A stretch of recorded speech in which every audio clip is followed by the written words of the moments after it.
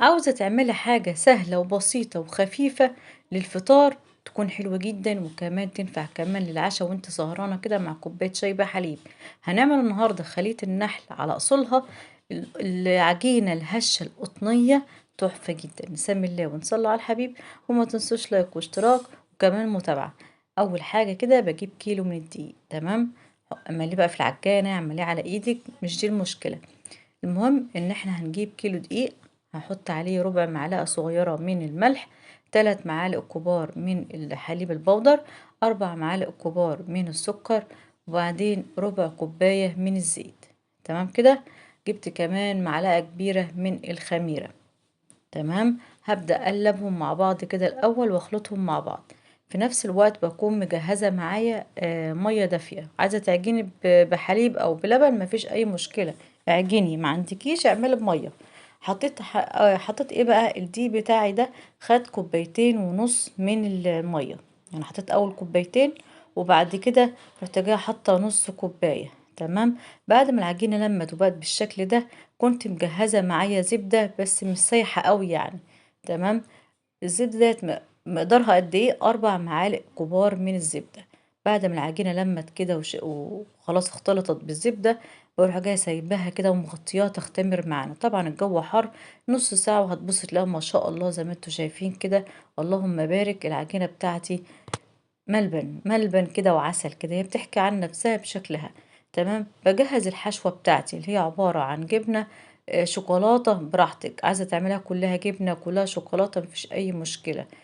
جبت بقى الجبنة أول قطعة كده، بحاول كده على قدر الإمكان إن كل القطع بتاعتي تكون مقاس واحد. لو عندك ميزان ممكن توزنيها أو تعمليها كده بالشكل كده، بس تحاولي إن كل القطع بتبقى على قد بعضها تكون يستحسن وأحسن يعني. حشيت جبنة وحشيت شوكولاتة بالشكل ده اللي انتوا شايفينه ده. بجيب بقى أي قالب معانا، صينية، أي حاجة، وببدأ ايه ارص فيها بين كل واحدة وواحدة. بسيب كده حوالي مقاس صباع كده. تمام. يعني بسيب بين كل واحدة وواحدة مقاس صباع زي ما انتوا شايفين. بسيبها كده ربع ساعة تختمر. بعد ما اختمرت كلها كده، بدأت كلها تماسكت في بعضها.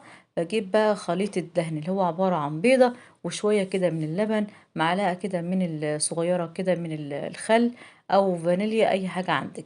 وببدأ أدهنها كده بالشكل ده. دهنتها كلها كده، يبقى بيضاية وشوية لبن، معلقة صغيرة من الخل. تمام. ما عندكيش خل، هاتي رشة بسيطة كده من الفانيليا.